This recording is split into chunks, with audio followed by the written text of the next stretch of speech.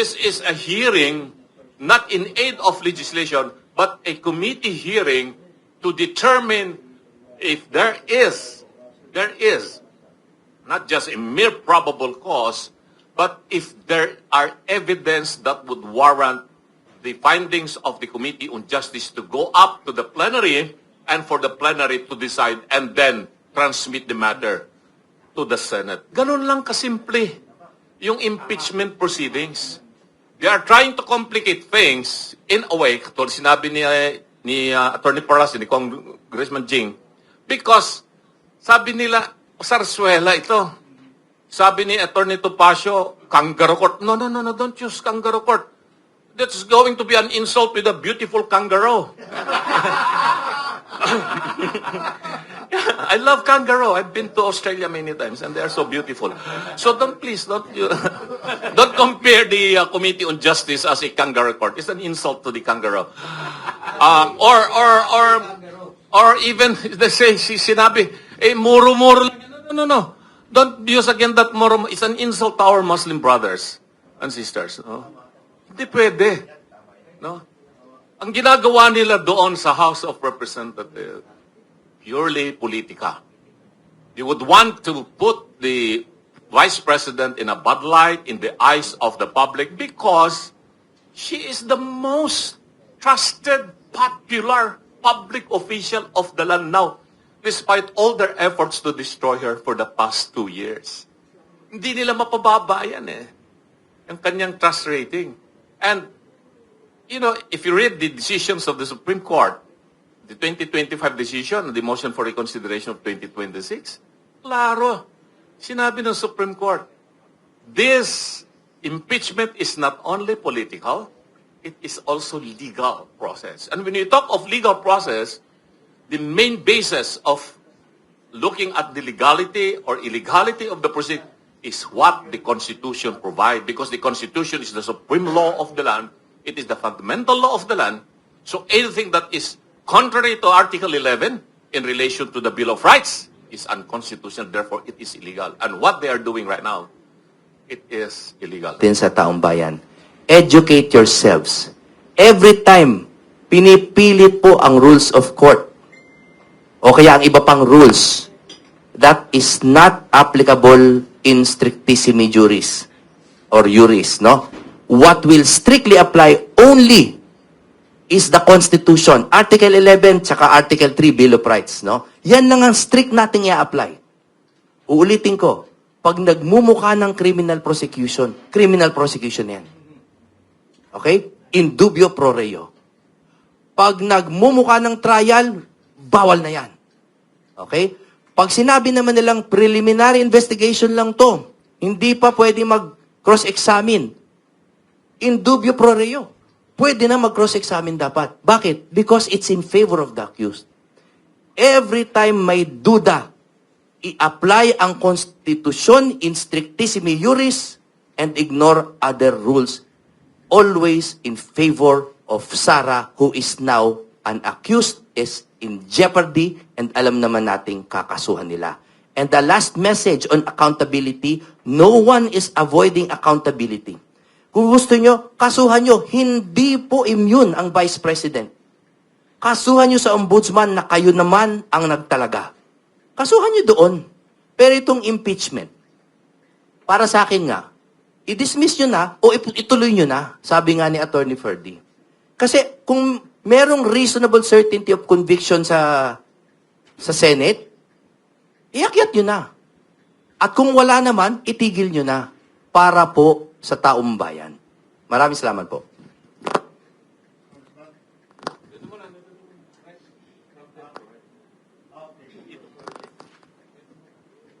Okay. Magandang umaga. Sa ating mga kaibigan dito, both from the mainstream media and the blogs or bloggers. In my 30 years of practice, and in 3 impeachment cases that I participated in together with my good compañeros, Attorney Jing Paras and Attorney Ferdinand Topacio, this is the first time that we have seen a witch hunting, fishing expedition and a kangaroo court mold into one. This is the most horrendous, outrageous, and void proceeding in an impeachment case. Can you imagine? Dalawang impeachment complaints na recycled and bogus, pinagbigyan nila on form and sufficiency. Tapos, nagkaroon ng proceeding which is, according to our companion attorney Jimmy Bondok, ay akin to a trial. Meron bang ganun? Only the Senate, sitting as an impeachment court, can conduct a trial. There's nothing in the rules of the House, nor in the Constitution, that permits the House Committee on Justice to commit a mini trial. Doon pa lang, pwede na nating iakyat yan sa Korte Suprema. Yung subpoena powers nila ay inabuso. Yung ultimate facts, wala. Tapos hihingi ka ng subpoena para mag-supply ng deficiency sa complaints. That renders the entire proceedings null and void. Kaya I agree with legal luminaries that this should be brought before the Supreme Court on a petition for certiorari with temporary restraining order. Because the rights of the accused in this case, Vice President Sara Duterte, is being violated as we speak. Grabe ang grave abuse of discretion dito. In Bautista, in Sereno, and in Corona, hindi namin nakita ito. Imagine mo, isusupina nila ngayon ang mga bangko. Walang ganon. Only the Senate can do that. So that's another void action on the part of the House of Representatives. I would like to point that out, not because our dear Vice President ay malapit sa puso namin. We are duty-bound as citizens to protect the office of the Vice President, which is being violated ngayon ng House of Representatives who are more concerned with the impeachment than addressing the emergency economic situation that we are facing. Maraming salamat.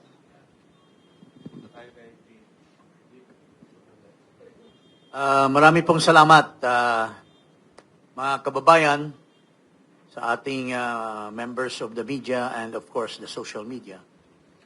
Very simple lang ang sasabihin ko rito. They've always been saying that impeachment is a political, endeavor, political process. Kaya the height of politics is present in the House of Representatives sa Committee on Justice. I mean, wala na tayong pag-uusapan. Doon pa lang sa determination of form and substance. Pinakita na nila yung politika. 54 versus 1. Oh, itong si Rufus Rodriguez, kunyari, dito, hindi niya alam kung saan siya kapapanig, sa kaliwa ba o sa kanan. Pero bumoto pa rin doon sa substance. So, dinadrama nila ang taong bayan. Alam naman natin kung saan hahantong ito lahat. In fact, gustong-gusto nila talaga na magkaroon ng trial sa Senate. Pero ito lahat palabas. Palabas lang ito. Tulad nitong pangit na chairman. Gusto niyang maging maganda sa mga media. Kaya panay press release niya sa mga mali-mali niyang sinasabi. Enhancing the political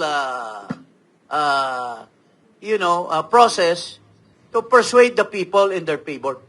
Kung gusto nila noon na 1/3 ay minamadali nila, bakit hindi na nila madaliin ngayon? Magboto na sila. Bakit pa nila gagamitin ang BP para sa kanilang sarswela? Alam naman natin, sarswela lahat ito. Wala silang ebidensya, mangangalap pa. You know, when you file a case, if it's a criminal or a civil, you file a case in a criminal doon sa fiscal. Pagdating doon sa complaint mo, nakalatag na lahat na ebidensya. Hindi ka na pwedeng, tika-tika fiscal, isupina mo muna ito kasi wala kaming naka-attach ditong ebidensya sa sinasabi namin. Pwede ba yung ganun? Supina mo pa. The fiscal, which is akin. Sabi ni Jimmy, yung fiscal, kung anong trabaho ng fiscal, ganun din ang trabaho ng House Committee on Justice. They only determine probable cause. Pero if you're conducting a trial, you're already making a judgment. You're usurping the powers of the Senate. Di ba? Ano pang gagawin ng Senado kung pinrejudge mo na dito by making a mini trial, kunyari, pero actually, you're already making a full-blown trial under the guise of a mini trial. Well, the Constitution did not use the word try for the House of Representatives. It only says initiate. And initiate means to say, i-determine mo lang, tapos kung mayroon kayong prima facie or probable, magbutuhan sa plenary. If you get 1/3, then let the Senate decide and try the case. Ito, inuusig nyo na si Vice President using several stupid arguments from stupid people na hindi man lang mga abogado. Paano na ang taong bayan? Tapos, gumagas na sila, nagpupunta sa Bali, mag-birthday celebration, hindi natin alam yung mga under the table dyan. So, ito lahat po ay pamulitika. Kaya, baloney, yung House, talagang alam na natin ang ang kanilang boto. Mayroon diyang iba, kunyari, isang partido, isang ganito, kunyari, pahaging-pahaging pa. Sabi nga nung isang businessman na kausap ko, nagpapalapad lang ng papel yan para baka hindi pa nabigyan. So, ganito po lahat yan. Politika ang nagtulak nitong Committee on Justice. Gusto nilang gamitin for their propaganda, and they're hiring even dean of law schools to talk in their behalf to justify their sarsuela na mini trial. Mayroon isang bobo dyan na din na sinipa ng kanyang law school, daldal ng daldal, ang daming din na sinasabi. Katulad ito ng mga iba pang mga abogado dyan na alam naman natin, mali yung sinasabi nila, but hindi natin alam kung anong nasa likod ng kanilang mga sinasabi. So, ang bottom line para sa akin, mga kababayan, I've been a member of the House. There were 3 impeachment process that I've gone through. First, yung kay Chief Justice Davide. Yung kay Chief Justice Davide, we achieved 1/3, pero hindi dinanggap ng Senado. Hindi in-endorse ni Speaker De Venecia. So, talagang pamulitika. Yung kay kay Bautista, pinatay na nila doon doon pa sa committee. Wala daw form, walang substance, pero na-overall ng plenary. So, ito lahat, it's politics. Kung may order ang speaker, may order ang majority floor leader, lahat yan, lahat yung mga miyembro dyan ng Committee on Justice. It's already been revealed by a Congressman Erice. It's been revealed by Toby Chanco na pamulitika lahat ito. Kaya, ito sa inyo, lahat dyan ng mga congressman. Ito sa lahat dyan ng mga congressman. Kayo dapat ang imbestigahan base doon sa 18 Marines kung ilan ang maleta na tinanggap nyo. Umamin na nga yung isang babae. Umamin na nakatanggap siya ng maleta. Pero hindi niya sinabi kung magkano ang natanggap ng tatay niya. Ha? O, iyan po. This is purely political. Pero the people of this country is still hoping that the Senate will give justice to the impeachment process. Kaya takot na takot sila sa Senado because hindi nila alam kung anong decision. Pero for me, it's already, if it's forgone in the House na ma-impeach si Sara Duterte, it's forgone in the Senate na wala silang makukuhang boto to convict her. And that is my, crystal ball saying. Okay? Well, first and foremost, I would like to greet everyone ng magandang umaga ng Huwebes ngayon, ano? Kahit na mataas masyado na yung langis, at baka mawalan na tayo ng supply. At tinanong ako ni MJ kanina nung pagpasok ko rito, bakit daw green na naman yung aking kulay ng damit? Eh, favorite na color ko yan kasi it signifies two things. One, pro-life. Green is the color of life. Makikita mo yung environment natin, dahon, green yan.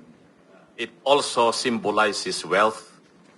Kasi green box yan. Kaya ako ay pro-USA.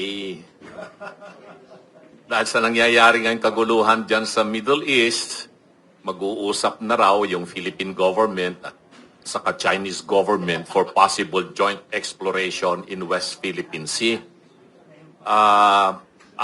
Most likely, baka magkaroon na rin ng joint fishing expedition sa West Philippine Sea. So, tanggalin natin yung fishing expedition dyan sa House. Dalangin na natin doon sa West Philippine Sea. Doon, yung fishing expedition sa West Philippine Sea will be legal and legitimate. Ngayon, bakit ako pro-USA? USA, USA, USA. United Sara ako. Yan ang ibig sabihin. Well, anyway, meron bang karapatan ang ordinaryong mamamayang katulad ko o katulad natin dito sa nangyayaring impeachment proceedings ngayon sa House of Representatives? Are we a party in interest here o si VP Sara lang? Well, two things you have to remember. There are two kinds of impeachable officials. One group are the elected officials, president and vice president. The others are appointed officials, justices of the Supreme Court, ombudsman. Yan yung mga impeachable Constitutional Commission, COA, etc. Lahat yan appointees. But if you are talking of the president and the vice president, all of us here are on trial. So we are a party in interest here because our being a sovereign people, nakalagay sa Constitution yan eh.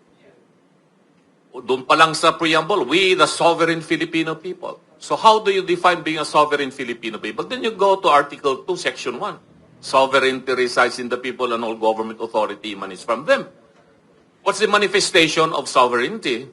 Then that is election. Election. That's why we are called the representative democracy. So whether you voted for Sara Duterte last election or Bongbong Marcos, then you are a party in interest here.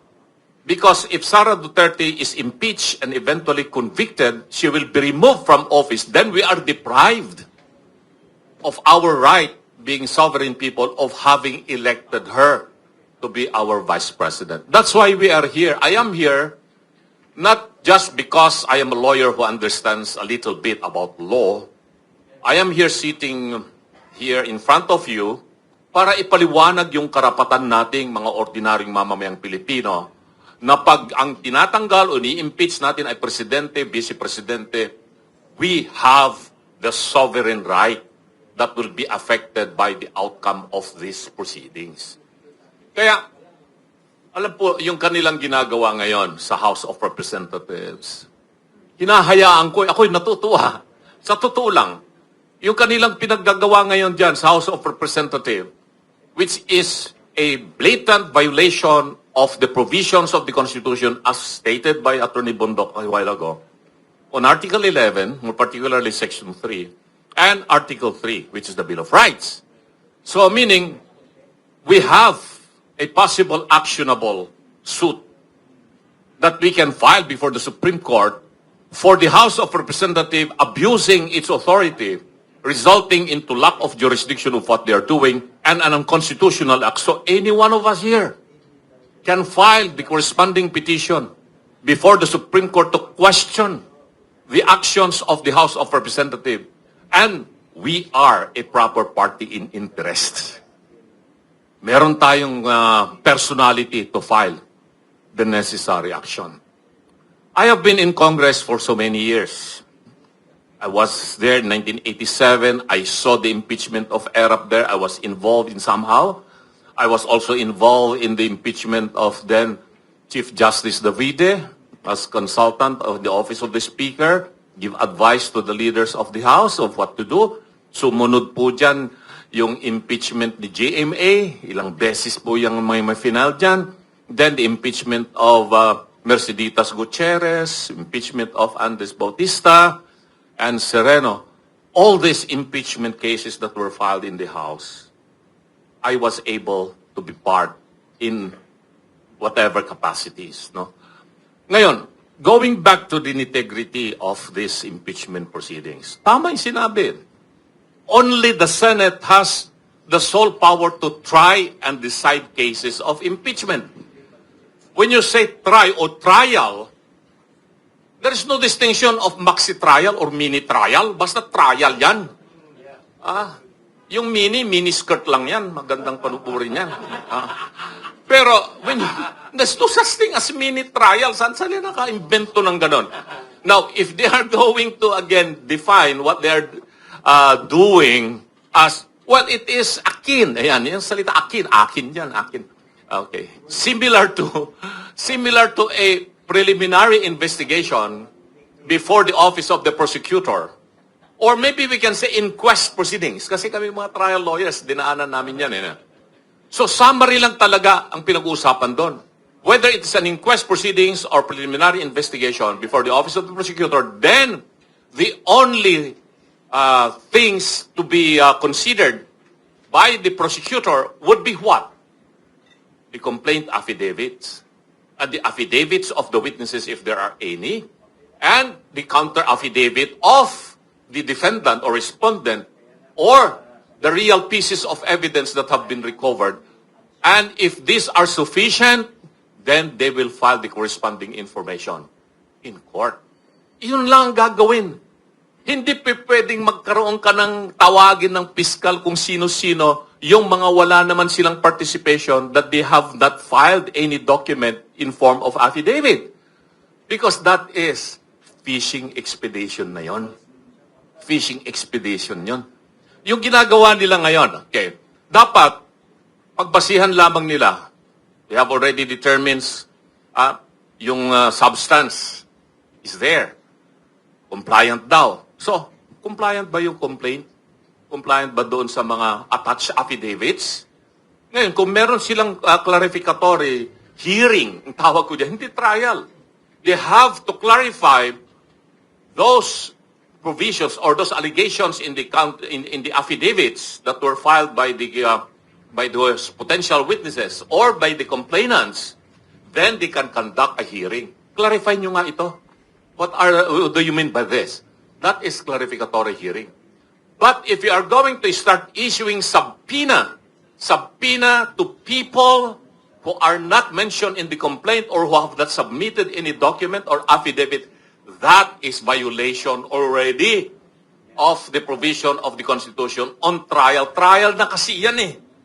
No, sabihin mong mini trial, ano mini trial? Pagkakaiba ba yan sa maxi trial or trial? Pareho lang na trial yan. And remember, any incidents or any other action related to trial, which is the sole power of the Senate, and if this is undertaken by the House of Representatives, it is unconstitutional. It is just not unconstitutional, it's also done with grave abuse of discretion amounting to lack of jurisdiction. Nung binasa ko yung answer ad cotellam ni VP Sara. I was so proud of her lawyers. Magaling sila. They know what they are doing. They know their law.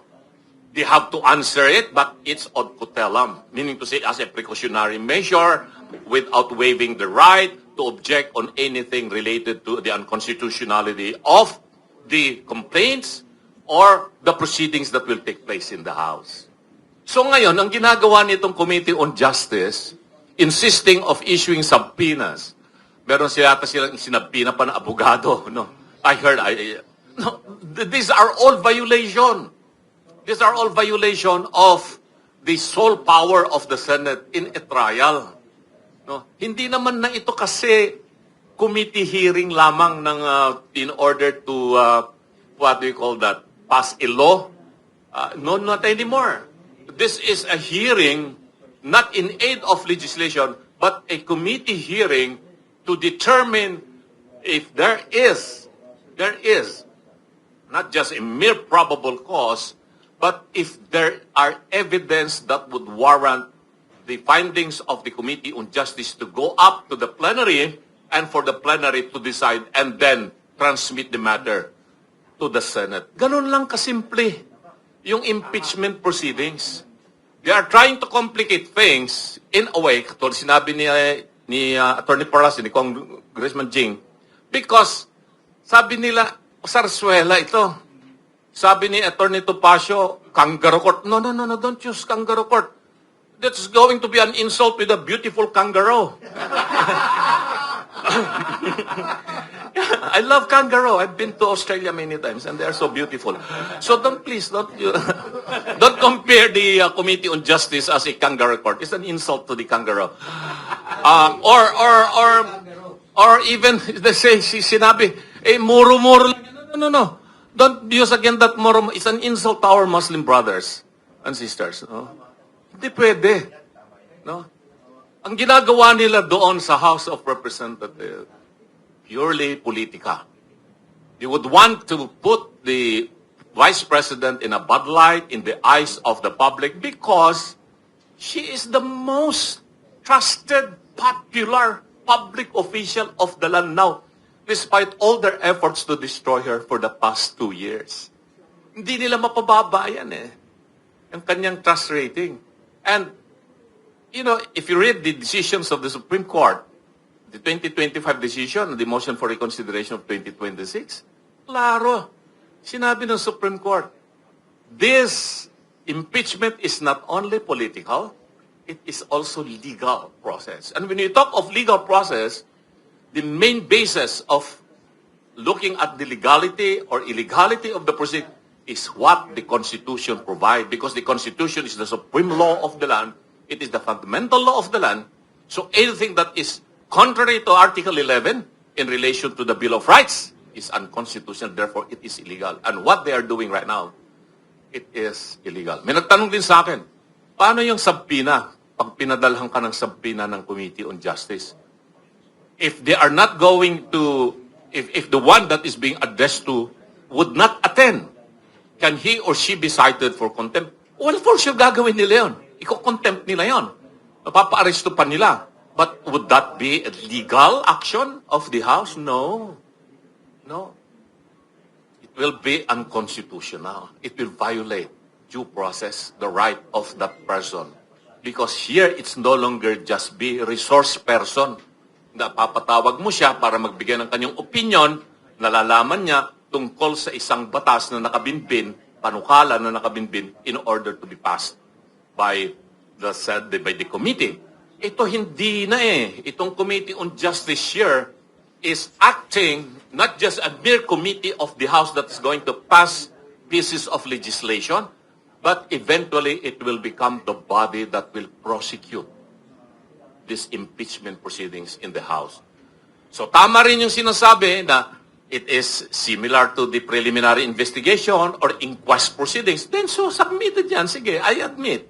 Similar, but it's not the same. But you cannot go beyond what is allowed and authorized in a preliminary investigation or inquest proceedings. Because going beyond that would be violation of the Constitution. So yun lamang po yung aking maikling paliwanag po sa inyo. Thank you very much. Now I know why Freddie is a good lawyer. He has a brilliant mentor. And I'm glad, and I'm also glad, Freddie, that you have this press conference because, in my opinion, this is the best press conference na nilinaw kung ganong kalabo ang ginagawa ng Congress. Maraming salamat. Okay, as your moderator, let me first ask 2 questions before I call the media. Number 1, how long will this, well, I don't want you to more. How long will this committee last in the lower house? And how much is it costing us, taxpayers? May gastos yan di ba? Hindi man Okay. I'll answer that. Well, as far as the timeline, depende na yun sa gusto nilang ma-obtain Depende na yun kung gaano gusto nilang kahaba. But insofar as the cost, if they are going to continue doing this, it could go beyond 125 million. Mas malaki kaysa sa doon sa kanilang gustong palabasin na confidential fund. No. For sure, we are spending millions here of taxpayers' money of those, anong tawag mo doon? Anong tawag mo doon? Stupid? Okay. So, yun ang mangyayari dyan. My second question is this. Is it possible na hindi aabot to sa Senate for lack of merit? That is a probability, not just a possibility. Because, as I've said, the proceeding in the House against the Vice President is void ab initio. Nakita nyo naman nangyari doon sa unang kaso. It was declared void ab initio at hindi na natuloy yung trial sa Senado. That's a probability. At dito, mas matindi ang violations. Grave, abuse of discretion of unprecedented character. Sabi ko nga, nadismaya kami ni Perdi, ni Attorney Jing Paras, and of course, Attorney Topacio and Jimmy. We have been witnesses and participants to many impeachment proceedings. Ngayon lang nangyari ito na merong ganyan.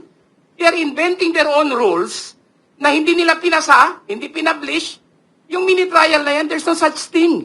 Not even in the United States and Britain where impeachment originated. Iniimbento ni Congressman Luis to yan. Ang sagwa nakakahiya because the House should have performed its duty in obedience to the Constitution. Hindi sila mas mataas Tapos ngayon, they are usurping the power of the Senate. Diba? Napakapangit tingnan. And where is the prioritization there? Ano bang importante? Itong ginagawa nila kay BP Sara o yung ekonomiya natin ngayon na is already in an emergency situation? Parang there's a wrong prioritization here. So, I question because I'm a citizen and I'm a voter and has witnessed for myself lahat ng impeachments na recently meron. Wala, sa Davide, I was just a plain observer. Pero sa Sereno, Bautista, I was the lawyer of the 2 distinguished gentlemen here, Attorney Topacio and Attorney Jing Paras. We impeach Bautista.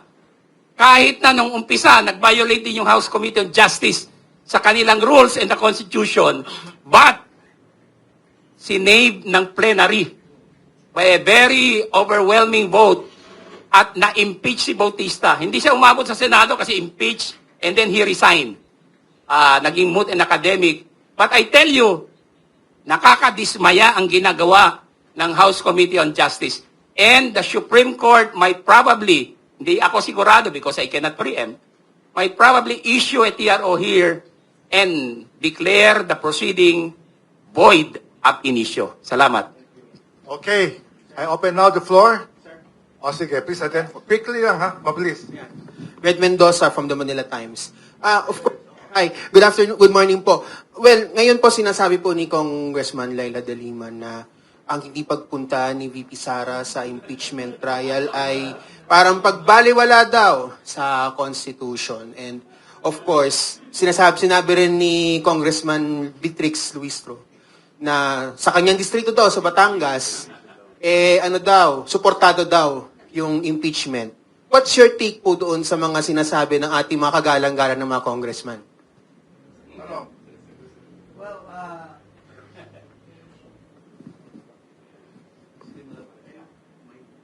Hello? Okay, go ahead. Yeah, with your respect, no? Kasi I'm a member of Congress, but during our time, respectable po kami. And honorable. Wala po kaming mga maleta noon. Ano lang. Envelope. Sobre lang. But no, to answer that, walang basihan yon. Kasi unang-una, wala namang eleksyon. So paano niya ma-test yung support ng kanyang taong bayan? Pero if you base it on the survey ng Pulse Asia, even in Luzon, napakataas ang trust rating ni Vice President. So, it's her word against a very official and, legitimate survey. So, pangalawa po, sinasabi natin na itong sinasabi ng mga congressmen is purely political. Why? I can vouch for it in the sense that nag-file po kami ng impeachment. Nag-file ang bayan muna, nag-file yung sinasabi naming hash-hash na impeachment. Pero yung rules na pinairal nila against Marcos is entirely different than the rules that they're imposing on the impeachment of VP Sara. Doon pa lang, politika na ang umiiral. Doon, nag-trial na o nag-hearing na sila at inaano na nila doon pa lang sa determination of substance as far as the Marcos impeachment is concerned. Pero dito kay VP Sara, talagang pinalusot na nila yung substance. Because at the end of the day, they want to maximize the propaganda value of the Vice President. Why? For one reason. She will become the next president. And ito lahat ay takot na takot dahil sa daming mga maleta na tinanggap nila. They are thinking that there will be a serious investigation come the presidency of the Vice President. Yun po ang tinatakot. Kaya dito pa lang, papatayin nila. Pero ako, confident ako na hindi basta-basta, itong nasa Committee on Justice, mukhang ayos na yan eh. Ayos na yan. And there are people there na talagang they cannot accept the Dutertes. Unang-una, ito si Ridon. Bakit siya is in the forefront of all this? For vengeance. Kasi pahiyang-pahiya yung kumag na yan dahil sa sinipa siya ni Duterte for being a stupid and, irresponsible head of an office. Can you imagine he was traveling every month, on the basis daw na mayroon siyang doon, nagsasaksya siyang ng pera, pero yung kanyang liderato ay urban poor. So, ginagastos niya yung pera para sa urban poor. Kaya, outright, sinipa siya ni President Duterte. So, hindi niya matanggap yon, kaya gusto niyang bumawi to the extent na magpapasupina siya ng mga records ng mga bangko, at saka mga lawyers firm, sinita na nga siya ni Congressman Rodriguez na mali-mali yon. There is a client lawyer's privilege. So, hindi ko alam kung nakakahiya naman sa UP College of Law, nanggaling pa ito doon. Now, with your respect, kaibigan ko ito, pero nag-iiba ang ihip ng hangin. Ito si Redon, it's all vengeance. Si Dilima, vengeance din yan eh. Kasi biniblame niya si Fredito Pasio nung sa BACC. At si Bit Aguirre na nag-file sa kanya ng kaso. Which was, kung hindi lang nagbago ang administration, baka nasa kulungan pa yung magandang Laila Junil di Dayan na babae. So, ito po lahat in answer sa parting word. Ito po ay pamulitika lahat. Now, if it's politics, wala, in violation of the Constitution, because in the ruling of the Supreme Court, there must be, the Supreme Court admitted that it is political, but it is also legal. But this Committee on Justice is all purely political lang lahat. Walang legal, kaya they violate the Constitution. And I suppose I will not be, I would not presume na hindi gumagalaw ang mga abogado ni Vice President to question all this in the court. Itong lahat ng mga violation. And in fact, I believe that if there is an immediate action, they can get an injunction or restraining order in all this violation of the House of Representatives. Thank you. Okay, Yun po. next. Okay, Dagdag ko lang Manong Rod, ano? Excuse me, Oh, sorry sige, to quickly. interrupt. Dagdag ko lang, that is another example of the hypocrisy of these people. Si Laila De Lima, noong inimbestigahan yan sa bilibid drug trade, hindi rin siya pumunta eh. She exercised her prerogative not to be present during the hearings. Bago sasabihin ngayon ni De Lima na it should be taken against the Vice President. Kanyang ka-ipokrito itong mga taong ito. Doon sa hearing, doon lumabas yung, Committee on Justice din yun eh. Di ba? Ewan ko kung may ibang committee roon na parang on dangerous drugs yata, I don't know. Pero doon lahat lumabas yung alegasyon. Hindi siya pumunta. She did not rebut yung sinasabi na nagsusubuan sila ng saba ni Dayan. Ba't hindi siya pumunta roon? Sinabi niya, hindi saba, latundan. Ibig sabihin, just to underscore the fact na hindi niya ginagamit yung sinasabi niya sa sarili niya. Hindi siya pumunta roon. And the committee respected that. Na hindi siya pumunta. Wala naman sinabi laban sa kanya. Hindi rin pumunta yung mga abogado niya. Bakit ngayon sinasabi niya pag hindi ka pumunta? Against the Constitution. Hindi ba ang hearings in aid of legislation na nasa Constitution din? Ba't hindi niya sinabi sa sarili niya yon? So, that is how hypocritical, how jealous-faced these people are. Doble cara talaga. Grabe. Attorney, first, papapikit tuloy si Attorney Bondok sa mga sinasabi mo.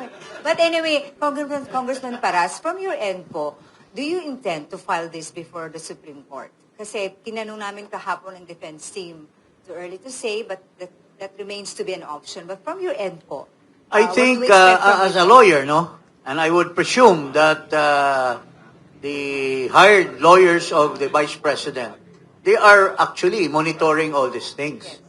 And in my short conversation here with Attorney Bondo, we are in the same mindset that there must be an immediate action. There must be a monitoring because what they are now doing, the Committee on Justice, araw-araw they violate the Constitution. And they should be restrained from further violating and trampling the Constitution. Kasi mali. Walang mini trial na nakalagay sa ating saligang batas. That's why, sir, sa end or sa part niyo po, sir, are we expecting any action? Magpa-file kayo sa I would SC? like to clearly state this for the record. We have not been tasked by anyone to challenge this before the Supreme Court or before any pertinent body. However, as an academic exercise, ako na po ang umaamin sa inyo, as an academic exercise and in the interest of our nation, ako po mismo ay naghanda na ng bullet point argument ready.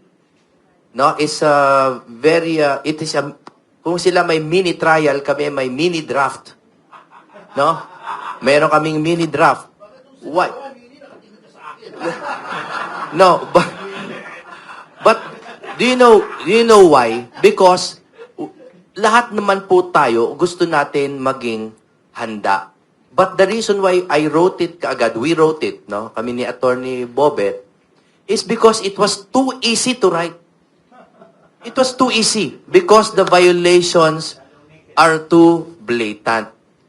Kaya po nangyayari to as a last statement, Kasi po, bagamat hindi sufficient in substance and in form sa aming palagay yung mga sinabmit. Ang problema po, yung mga nasa po, ang mga sufficient in substance abuse. Sila yung sufficient in substance abuse. Kaya ako po, sana mag-ingat sila kasi baka mahirap yung substance abuse kasi baka mag-sufficient in formalin sila pagdating ng ending. So you'll be filing it, so you'll be filing it, Attorney Bondok, anytime soon? Your Let me clarify. Wala, Ganon. we have not been tasked by anyone. Ginawa po namin to in the interest of justice. Taus-puso po yan. Kasi po, based on their public pronouncements pa lang, it is so easy already to rebut all of their allegations. Well, let me answer that. From the legal standpoint, no? Importante kasi na maintindihan ninyo, pag nag-file kayo ng petition, that you have a personality to file, or the outcome of your petition, whether it's going to be granted or dismissed, would affect your right as a taxpayer, as a citizen, as a voter. I mentioned a while ago, while I am here today, not just being a lawyer to give my little knowledge or opinion on the matter, but because I am a voter, whether I voted for Marcos or Duterte in the last election, he is or she is now the duly elected president of the Philippines. And therefore, she represents me also as my vice president. And if you are going to remove her, I will be deprived of my right being represented by a vice president. So, do I have the legal personality to file a suit? Yes.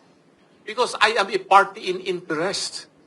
Sabi ko nga, hindi lamang dahil siya lang ang ma-impeach dito, siya lamang ang pwedeng mag-file dito. It's a different ballgame pag pinag-usapan natin dito, mga appointed officials who will be subject for impeachment like justices of the Supreme Court, member of the Constitutional Commission, or ombudsman. Because they are not elected by the people. Pero ang presidente at saka vice president, elected sila ng tao. And as a voter, no, I will be deprived of my sovereign rights kung matatanggal ang isang tao na inelect ng mamamayang Pilipino. So anyone can file, yun ang aking opinion. This is my opinion, the proper petition before the Supreme Court if needed. Kaya nga, inoobserbahan ko yung nangyayaring proceedings magmula pa nung discussion nila about sufficiency of form, sufficiency of substance, tapos itong ginagawa nilang supposed to be committee hearing, and then yung kanilang mga pronouncements na mini trial, ito akin. So sabi ko, oh my God, this is already a violation of the Constitution, what they are doing. And therefore, under the provision of the Constitution, more particularly Article 8, for that matter, on the judiciary, may nakalagay doon na yung isang provision about the petition for certiorari, questioning the constitutionality of an action amounting to lack of jurisdiction. Not necessarily similar to the provision of Rule 65 of the Rules of Court. Because sa ating saligang batas, meron yung provision na pwedeng magamit. So if you are going to ask me, will you file the necessary petition? I have to think it over after they have concluded all their actions in the House of Representatives. But for now, tulad ni Attorney Bundok, marami na siyang mga bullet points na ginawa nila ni Attorney Torion. Easy to write, sabi nga ni Attorney Bundok. Sabi ko, I don't even need to write. I can already remember everything they are doing because they are so simple. Too easy. No, you cannot forget that. No.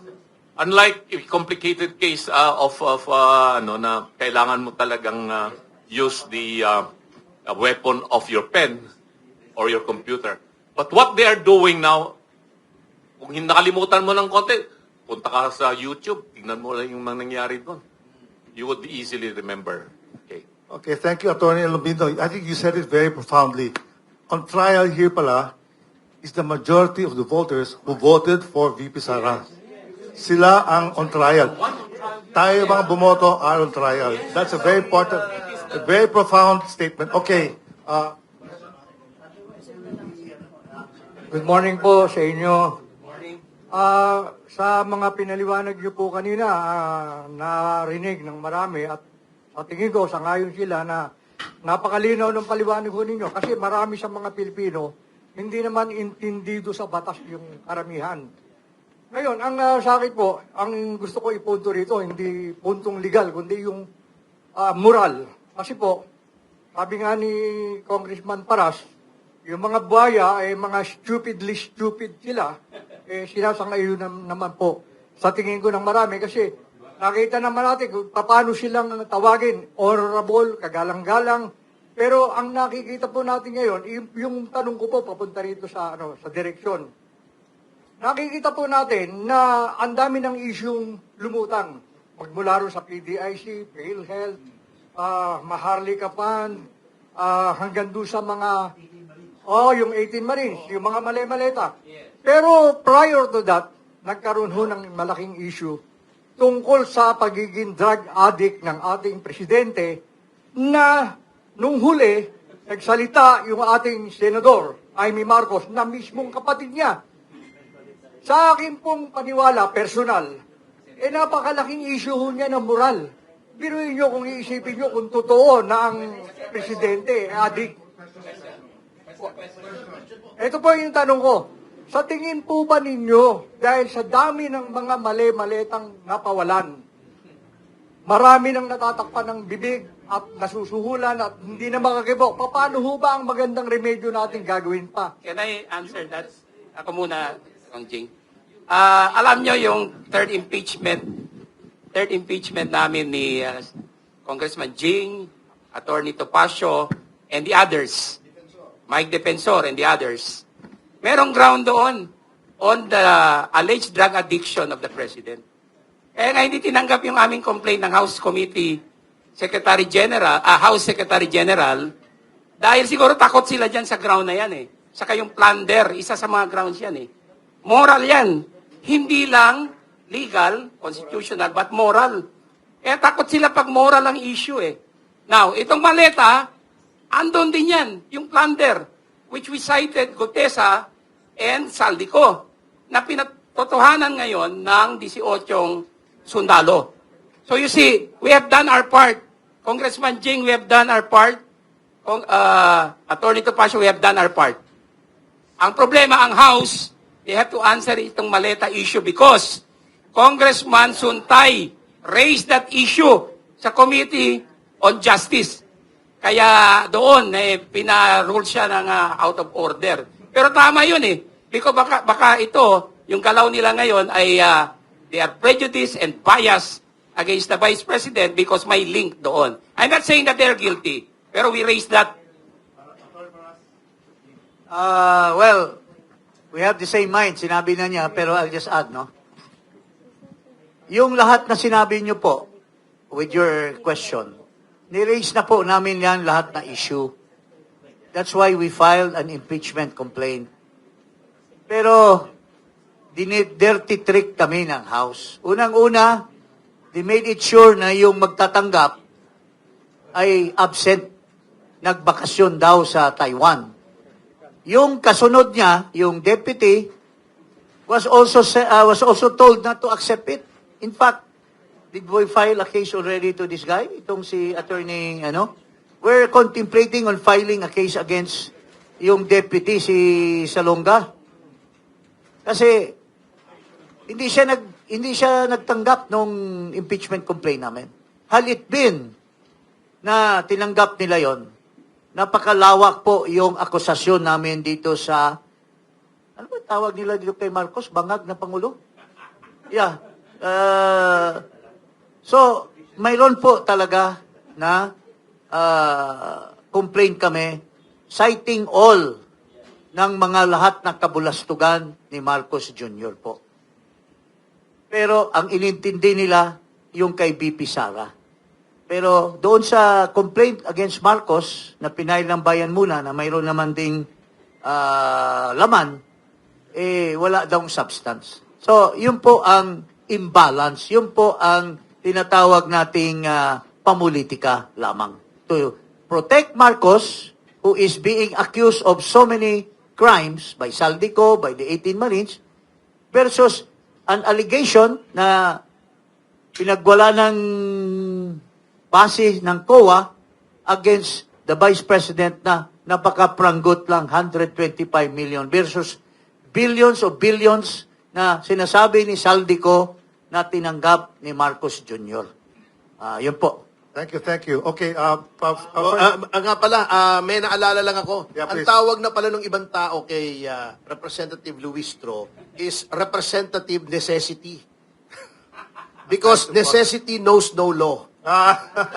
Okay. Bago natin makalimutan yung issue ng confidential funds, 125 million yun, tapos another 600 million yata yung sinasabi, di ba? Yes. Immaterial yung sa DepEd, no? Dahil hindi naman impeachable official yung Secretary of Education.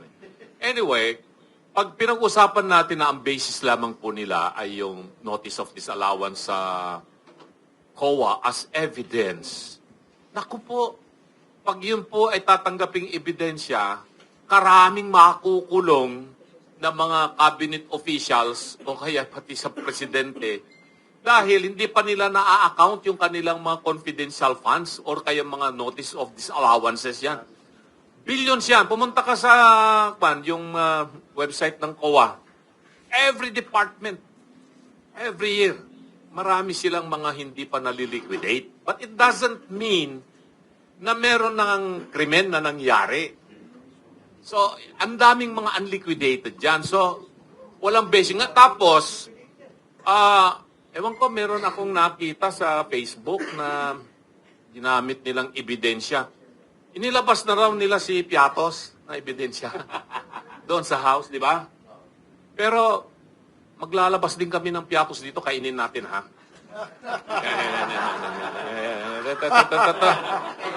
Hindi ito ebidensya. Merienda kasi, pandesal lang yung binibigay nila sa kamuning, eh. Okay. Ito. Okay. Ito. Levity aside, okay. Kainin natin to. Freddy, Yeah. with your permission, I want to change the subject, no? Because the economy is a very big problem now because of the oil crisis. Binigyan ng Presidente ng emergency power. Okay, anong inyong recommendation sa Presidente? How to address the oil crisis? Well, unang-una, there's no need for an emergency power. Kasi, nasa poder na ng Pangulo yan eh. To address the crisis on oil.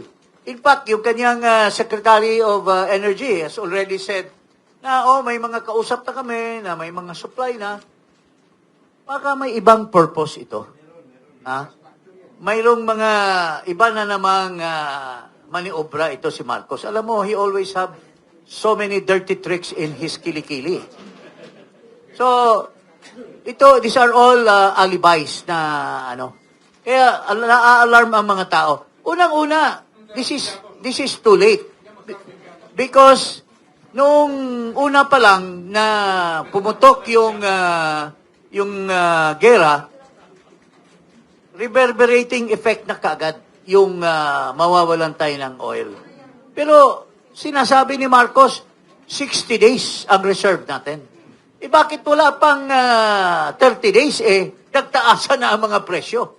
So, napaka-handpick niya na Pangulo, hindi niya na-address yung pagsamantala ng mga oil suppliers, yung downstream. Minsan, ako, per my personal experience, pumunta ako sa isang gas station. Isa lang yung gas station boy, parang tinatago ng mga gas station na ma-dispense ka agad yung kanilang stock, hoping to have a windfall. But walang aksyon ang Department of Energy. Walang nakulong, walang nasampahan ng kaso dito sa mga businessmen na mga nagsamantala. So, hindi na kailangan ng emergency. Hinuli na dapat niya kung siya ay talagang competent na Pangulo. Pero he's just so incompetent that he has to devise an alibi through issuance of an emergency executive order, which can be done by the existing laws already. Thank you. Okay. Go ahead, please. Medyo naiintindihan ko ng konti yung negosyong oil and gas, Bilang isang abogado, may mga clients tayo who are involved in this industry, both as importers of oil and gas products and also retailers. It's an issue of supply and demand kasi yan . let's face it, maraming mga na-damage ng infrastructure sa Middle East, oil refineries at that. And of course, the problem in Persian Gulf and Gulf of Aden, in between that is the so-called Strait of Hormuz, that then dumadaan yung more than 20% of oil coming from the Middle East. And then the other area is yung tinatawag nating Suez Gulf and the Red Sea going to the Gulf of Aden patungo sa Indian Ocean. Meron din isang strait dyan, yung Bab el-Mandab or Strait of Mandab, na mas makipot yun kaysa sa Strait of Hormuz. Kaya dito sa Arabian Peninsula, andyan yung Yemen, yung Houthi. Yan ang kanilang binabantayan din. Baka magsarado yan pag sumama yung Houthi dito sa gulo. So dalawang areas yung maapektuhan yan. Strait of Hormuz, that is the body between Persian Gulf and the Gulf of Aden going to the Arabian Sea back to the Indian Ocean. Saka yung isa, yung Strait of Mandab, yung Bab el-Mandab. Nakakatakot yung mga situations na yan. Pero ngayon, sabi ng Amerika, okay, na yung kanilang naval vessels, they would even have to escort yung mga tankers na manggagaling sa Persian Gulf o manggagaling sa Red Sea, palabas ng Arabian Sea going to Indian Ocean para makarating yung langis going to Asia. Okay? Alam po ninyo, ang problema ay yung mga may-ari ng barko. Marami pag-supply na nasa Middle East. Pero yung mga may-ari ng barko, mga oil tankers, ayaw nilang papuntahin yung kanilang mga barko kasi masyadong risky. At ang Lloyd's of London, which is the biggest insurance company na nagbibigay ng napakalaking cover for ships, maritime insurance, ayaw mag-issue ng insurance. Pag ayaw mag-issue ng insurance yan, siyempre yung mga may-ari ng barko, ayaw nilang payagan yung mga barko nila. So ang ginawa ng Amerika ngayon, using the powers of Trump, they have allowed the use of what we call the Development Finance Corporation funds. Nagtalaga sila ng $20 billion to cover what Lloyd's of London will not cover. Kaya meron ng mga ships, ng commercial ships na maglalayag sila going to the Persian Gulf, going to the Red Sea para magtala ng langis dito sa atin, sa Asia. Pag tumagal pa itong kaguluhan na ito for another 30 days, let's face the reality. Talaga pong wala nang darating na oil supply dito sa atin. But for now, pag pananiwalaan natin sinasabi ng Department of Energy that we have sufficient supply available here, yes, siyempre hindi mo maiiwasan doon sa mga negosyante dito, mga retailers at sa mga oil importer that anticipating their loss of profit in the next weeks to come, magtaas na sila ng presyo ngayon. It's not hoarding, but they are going to really anticipate yung losses nila mangyayari. Kaya yung diesel ngayon is more than 120 pesos per liter na yata kung hindi ako nagkakamali. You expect na tataas pa ito. And ito nga naman ang maganda. USA. Pero merong nagsasabi, hindi ba ang may pinakamalaking mga refineries dito sa Asia ngayon is China? And China has one of the biggest strategic oil reserve in the world. Maybe after America, China ang may pinakamalaking strategic reserve. Because they bought millions and millions and millions of oil in the past 20 years. And they have established several strategic oil reserve in different areas in China. Tapos ito, nag-usap na po ang ating Department of Energy with the Chinese Embassy. And they have discussed the possibility for China to at least share some of its oil products going to the Philippines. Pinag-uusapan na in the same manner na nagkaroon na ng pag-uusap yung dalawang ahensya natin, Department of Foreign Affairs at saka Ministry of Foreign Affairs in China, at pinag-uusapan na rin yung possible joint exploration in the West Philippine Sea. Nag-uusap na rin yung ambassador ng China na nandito, si Jing Chan, at saka si Secretary Laurel ng Department of Agriculture on the continuous supply of fertilizers from China going to the Philippines. Kasi ang China pa rin ang may pinakamalaking source ng chemical fertilizer. So this is not just an issue of oil supply or oil price, but even food security. And mind you, I know this kasi alam nyo naman, ako ang chairman ng Association for Philippines-China Understanding. I've been involved in so many affairs pagdating po doon sa people-to-people exchange, educational exchange, cultural exchanges, pagpapadala ng media na gustong pagpunta sa China, things like that. And I'm quite familiar with how the discussions are being done by our government. Nasa ano na ang discussion between the Philippine government and the Chinese government, and this is not confidential. It is already on the level of undersecretary. Nasa undersecretary level. Tapos na doon sa mga assistant secretary level. Tumas na yung level, which is good. You know, for almost 2 years, hindi nag-uusap ang China at saka Pilipinas. The past 2 years, dito lang nag-umpisa yung usapan. And good for us, kasi ini-entertain pa rin tayo ng China. They have all the power na magsuplado sila sa atin at sabihin, ayaw namin kayong kausap. Medyo inaano nyo kami masyado. Xenophobia, tapos nangyayari dyan, pinapalaki yung maliit na issue dyan sa West Philippines, etc. But thankfully, nag-uusap na ngayon ang ating Department of Foreign Affairs under the leadership of Secretary Lazaro and yung representative then ng Ministry of Foreign Affairs in China.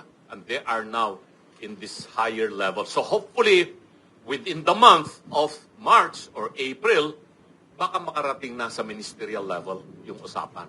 At pag nangyari po yan, I think China would be willing to give us some of their oil products and fertilizer products. Wow, that's good news. Good news. Okay, we all have... Maka-interject lang ako, Manong Rod.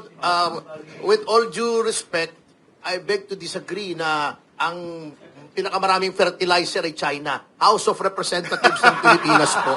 Okay. We only have 6 minutes left. No, I want to end this by 11:30. So, any more questions from the media before I close the floor? Any more? None? Nada? Okay, going. Okay. Okay. Can you please come here? Good morning po sa inyong lahat. I'm Linda Rapadas from Bulgar Tabloid. In as much as press control ito pa ng PDP, ng PDP, gusto ko pong malaman, dahil alam niyo po na yung kasalukuyang gobyerno ngayon is matatag dahil malaki ang kanilang pondo. So ano po ang status ngayon ng pondo ng PDP? At sino yung mga panlaban nyo na iaharap kung sakasakali? Well, bilang Vice President ng PDP and National Spokesman, wala pong pundo yung partido. Sa totoo lang. Kasi this is the only political party in the Philippines that is not financed or controlled or influenced by oligarchs. Yung mga ibang political parties kasi natin dito, ayoko nang banggitin yung mga partido na yan. Pero you know who the personalities behind these political parties. Dito sa PDP, of course, si Tatay Digong, siya yung ating chairman emeritus. Ang presidente ng partido, si Basti Duterte. Ang vice chairman, si Al Cusi, walang pera. Vice President, Raul Lambino. Wala kaming pera. Si Ferdy, mapera. So, but we are the only political party that is grounded down below. We are not the political party that is floating on the clouds na wala silang mga membrong ordinaryong mamamayan sa mga barangay. Ang PDP po meron. Continuing po yung aming basic membership seminar with ordinary people. We have started already appointing presidents of our parties in every provinces, and eventually we go to all towns and barangay. Unti-unti lang kasi ang gusto namin, matapos man ang eleksyon or hindi, walang iwanan ang PDP. Hindi katulad ng nangyari yung experience. At saka bago pala, I have to be very open with you pagdating sa oil and gas. I had a meeting last week with no other than the First Secretary of the Political Affairs Section ng Russian Embassy. Kaibigan din natin kasi. So nakiusap ako sa kanya, natulungan nyo naman kami sa Pilipinas because outside of the Arabian Peninsula or the Middle East and the United States, the country that has the third biggest reserve is Russia.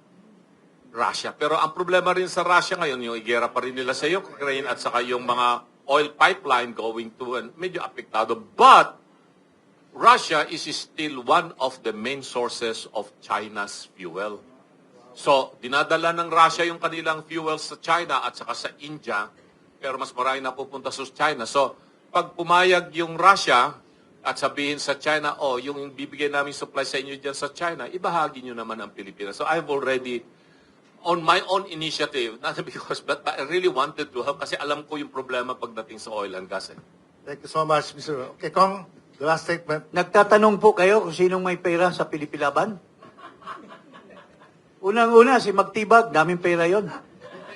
Kaya lang, in-scratch niya yung Pilipilaban at tumalon doon sa kabila. Isa pang may pera sa Pilipilaban, yung Pipito Alvarez, daming pera din yun. Tumalon din. Kawawa yung Pilipilaban, walang naiwang pera.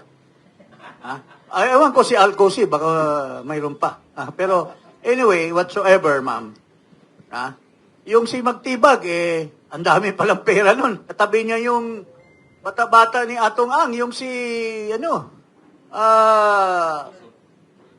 pangalan nun? Atayde.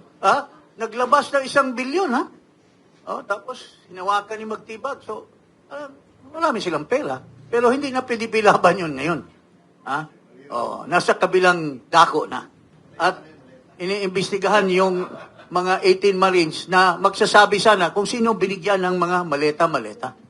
Okay. Mayroon talagang traidor sa bawat organisasyon. Okay, we can conclude this with 2 things. Number 1, the good news, the impeachment, medyo malabo. Okay? Number 2, oil crisis, there's oil, thanks to China and to Russia. On that note, I would like to close the forum and thank everybody. Okay, last na ha? Okay, sige. Sa PDP Laban, Cathy Cruz po from DZXL ang ating katipunan at tuklasin-natin.net. Ang gusto ko pong malaman kung yung pagdeklara po ba ng state of energy emergency ay tama po ba yun? Gayong maraming problema ang ating bansa. At follow-up question ko doon is, ang PDP Laban po ba tinatayuan ang pag-implementa ng Article 12, Section 17 and 18 sa sitwasyon po ng ating bansa ngayon? Thank you. Attorney Topacio will answer that, no? Nakakagulat lang that bakit kailangan mag-declare ng state of national energy emergency na hindi naman ginawa ng ibang bansa ito eh. Buong mundo ay apektado dito, but not anyone in the Southeast Asia as far as I know, or dito sa ASEAN, or even in other parts of the world, in Latin America or in Africa, na yung kanilang gobyerno ay nag-declare ng state of national energy emergency.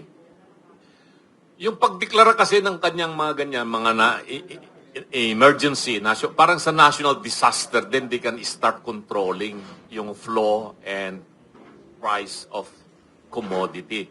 Lalong naaalarma tuloy ang taong bayan.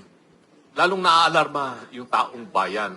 Na para bang may agenda or what na gawin ito para ma-justify yung pagtaas ng mga presyo ng mga produktong langis and eventually lahat ng mga produkto na kailangan natin to follow suit.